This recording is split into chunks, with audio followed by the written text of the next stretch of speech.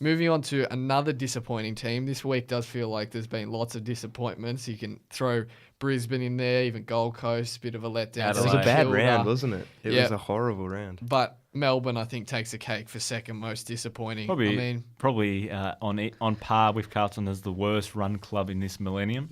Yeah, I think they're probably the two that if you're vying for the argument, they would be 1 and 2. I mean, they led in this game. They looked like the first 20 minutes of this game, they looked like they were in control. And then from there, they completely lost all control whatsoever. They kicked 4 of the first 5 goals, and the Hawks kicked 11 of the next 12. They kicked 1 goal after the quarter time. Yeah. And the Hawks kicked 15.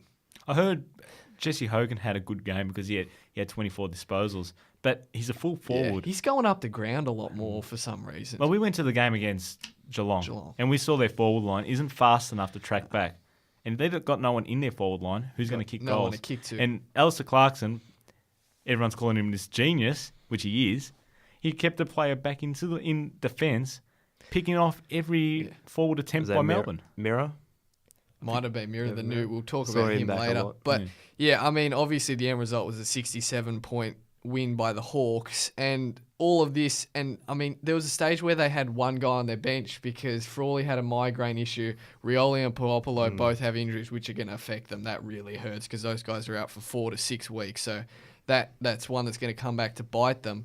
But like this keeps coming back to the same thing with Melbourne, that if you look at their lists on paper, they should be really, really good. But they're just not consistent enough. Like, even if you look at it, so over round 1, we've got in a 25-minute period against Geelong, they were outscored by 37 points.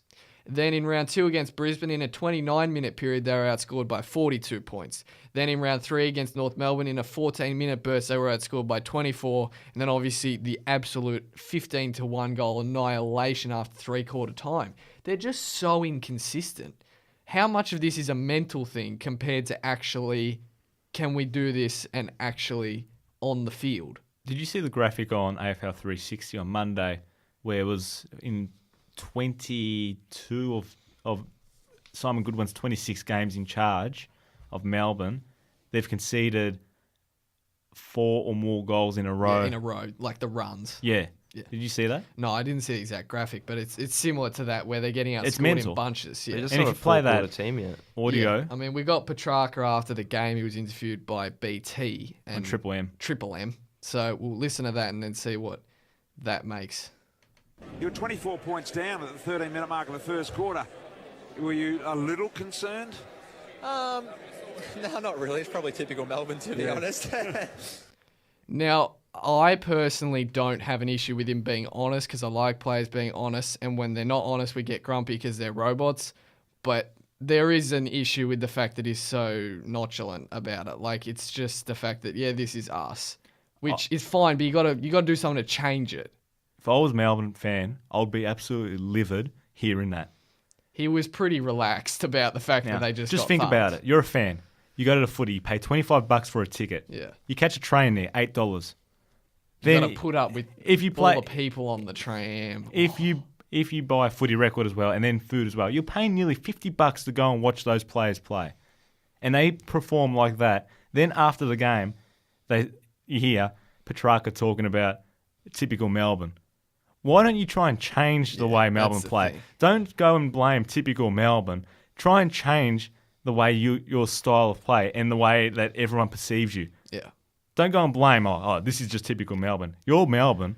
Change it. Yeah, I think that's the main thing in terms of, I have no problem with the honesty, but it was the way he said it in terms of he was so lackadaisical. Like, he's just laughing about it. Like, this is us. We lost. Yeah. Doesn't matter. So the honesty's good, but you got to show some intent and how you're going to fix it and how you're going to actually change it. And at the moment, every team knows. They don't care if Melbourne kick 4 goals in a row because they're going to come back. They're going to drop off. Yep. And your team's always going to be in it. It's like they got this arrogant sense that they believe they're already there. Yeah. And that's why they didn't go on that pre-season camp. And then even Max Gawn misses the same set shot that he missed. Which BT was loving. Don't you think you would have practiced that and you would try and change it? Identical, yeah, exactly. And I mean, I guarantee you, Hawthorn would have known coming into that they'd won 15 of their last 16 games with Melbourne because they know... Oh, they would have been getting into it. Yeah, they know that they've got the wood over Melbourne. And look, it happened again. And Melbourne jumped out. Clarkson said that in his post-game press conference. He said that basically the way he put it was that Simon Goodwin should have realised that they were going to play that defensive style or have the player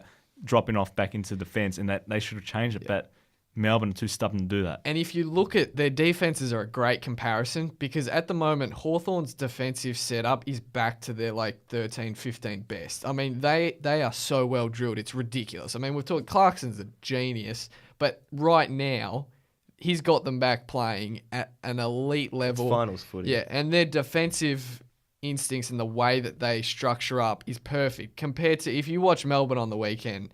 They were woeful defensively. I mean, 9 of the Hawks' 18 goals came directly in front from within 25 metres. They lose their positioning. We've talked about Lever, but once again, I mean, he had 9 touches at halftime and 7 of them had gone directly to a Hawthorn player. Do you think they've changed their entire defence to fit Lever in? To fit Lever in. Yeah, well, the thing is, if you think you would change your entire defence to fit him in, wouldn't you fit him in the role that he's best at, which is an interceptor, not a one-on-one defender?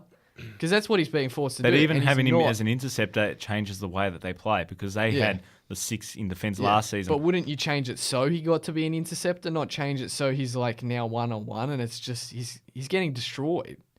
His confidence is clearly shot. And I think if they've put him one-on-one because that's how they were playing last season, they just want to stick to that because the rest of the defence was doing well. Neville Jetta was in the top, wasn't he in the 40-man squad for the All-Australian? Yeah, I mean, he was really good. He tweaked his ankle as well. Luckily, he's going to be okay. And they had to bring in Frost just so Lever could play the loose man on the weekend and still he had an ordinary game. Yep. And I think on top of that as well, I mean, Nathan Jones did a fantastic job on Tom Mitchell. I mean, Mitchell still had 24 touches, but he did a brilliant job.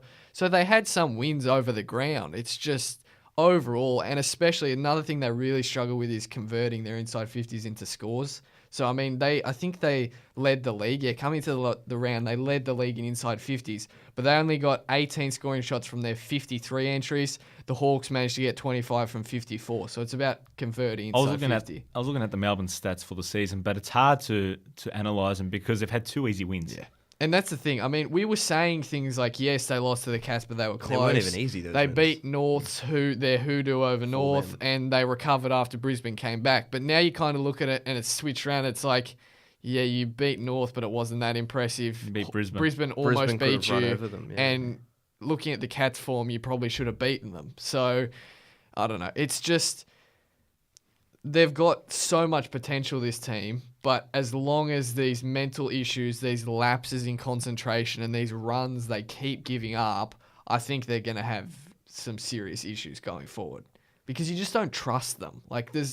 There's no trust that they're going to actually continue the way they're playing right now for the whole game. And they've just lost Lewis too. Yeah, so they'll lose Lewis. He has been really bad. What is his role in the club, in the team? He's not been good, but...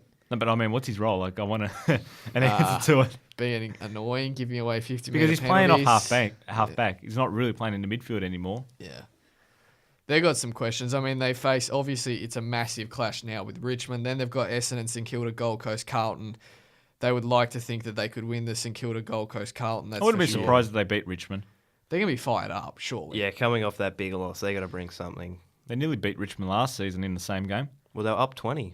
And they've got a decent record against the Tigers. Three-quarter time or something. Yeah. Hawthorn, they contenders again? Are they back that quick? After this injury run they've had, obviously, Burgoyne, Burgoyne's going to be close to coming back, but Rioli's 5-6, Puopolo's 4-6. They've been good, but what I saw against Richmond, in finals footy, more teams are going to play that style that the Tigers play. The pressure. And I don't think their game plan or their good enough yet. Richmond match up well with them. Yeah. To beat those kind of opposition. I do think I think they make finals. Yeah. And I mean, Richmond's right now looks like the premier team in the comp. So, I mean, if you're hanging with Richmond And I do think in that Richmond game that if they had fixed up their forward 50 entries, I don't know. I'm really impressed. As much as I hate to admit it, I think they are going to be round there again.